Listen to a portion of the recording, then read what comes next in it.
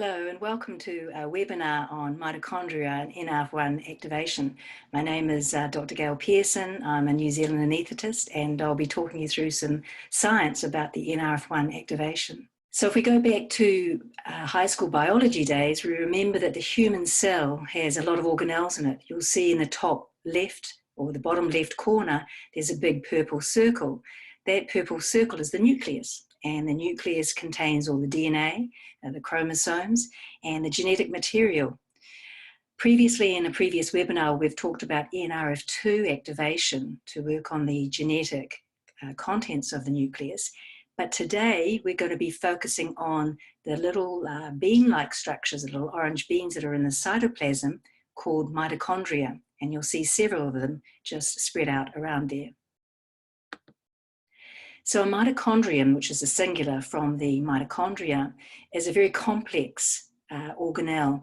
It's got a double layer of membrane on the outside, and as you can see, it's got lots of infoldings because a lot of complicated biochemical processes take place here, and specifically the production of energy in the body. Where are the mitochondria? They're in every cell of the body except for red cells. And some cells have more than others depending on their function. Heart, for example, it functions very hard. It's got a high oxygen requirement. And so that have about 5,000 mitochondria per cell. So what do the mitochondria do? They're actually the powerhouse or the battery of the cell. And they provide energy to the cell so it can perform its functions, make enzymes, make proteins, tell the cell what it does, how to differentiate one cell from another. It provides signals to the cell to maintain cell cycles, cell growth, and cell differentiation. And it also regulates cellular metabolism. So how do they provide energy? Well, as I said before, complicated biochemical pathways. Basically, we take in oxygen when we breathe, we take in glucose when we eat. Those two are converted to a substance by the name of ATP, adenosine triphosphate, which is the cellular energy source for our bodies. The only drawback to this is that in its production, it produces oxygen-free radicals as a byproduct. And oxygen-free radicals, we know, provide damage to cells which do not have the capacity or the capability of mopping them up. Now, mitochondria also have their own DNA, which is maternal DNA, and this helps provide cellular signals. So what happens when we damage mitochondria? Well, oxidative stress can come from a lot of things these days: herbicides, pesticides, Wi-Fi, psychological stress. These create oxidative stress, which means oxygen-free radicals going around in your body, damaging mitochondria, damaging cells. Mitochondria also break down with age. So as you get older, your mitochondria get a little more fragile. They become deformed.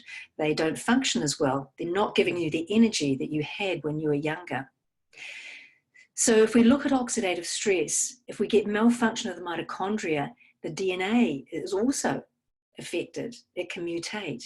It can produce different proteins. It can produce different enzymes, which creates further oxidative stress and cell damage. So basically here we've got a vicious cycle combining oxygen-free radicals formed as a byproducts, remember, of ATP or the energy, which damages the cells even further. So how can we repair and stop the damage to mitochondria? Well, we know that the NRF2 has been scientifically proven that it works at the genetic level within the nucleus to create antioxidant enzymes. Enzymes such as superoxide dismutase, catalase, glutathione, peroxidase. Now these mop up the oxygen-free radicals and the oxygen reactive species, and they also will mop up the byproducts of ATP production. So all of the reactive oxygen species are neutralized, so we have less cell damage. What does NRF1 do? Well, if you look at what NRF1 is called, it's nuclear respiratory factor 1. It helps the cells breathe. It's basically the lungs for each individual cell. So if you look at a human body, we don't function without lungs. because they're what we breathe with, we take oxygen in with. And the mitochondria is the cell's lungs, in a simple way. It also opens the gate in the mitochondrial wall so that the NRF2 can get in and have its antioxidant effects on the DNA of the mitochondria, as well as altering proteins to make sure that that cell replicates normally. And ATP production is increased.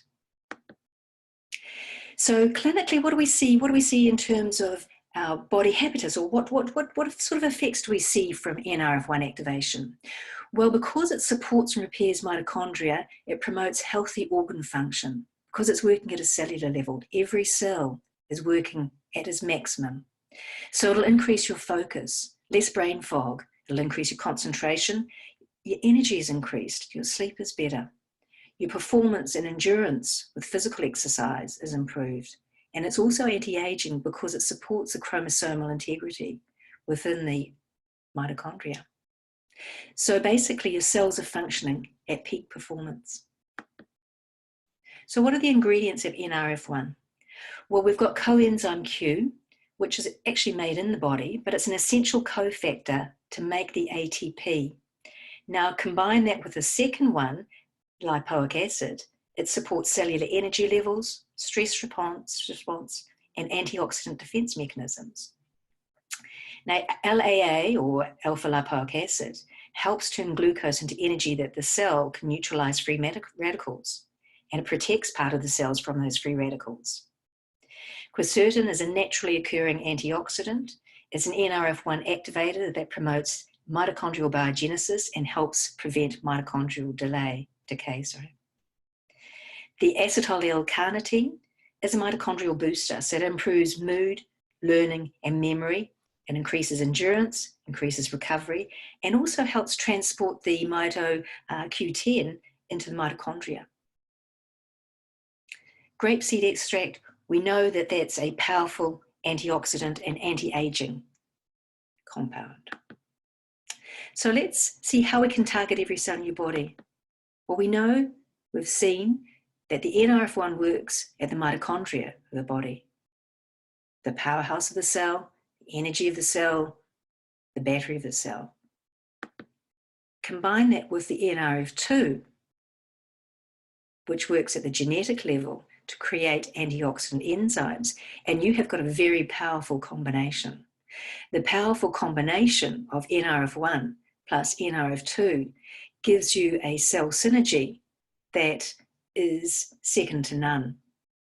Coming together, they come as a dual synergizer. The dual synergizer will give you the effects to promote maximum cellular health and well-being. So that means you're at your maximum in terms of health and well-being. And we've talked today about the NRF1. The NRF1 is a very important part of cellular health. And in combination with the NRF2, using both together, that's when we can have the maximum, and that's the gold standard. Thanks very much today.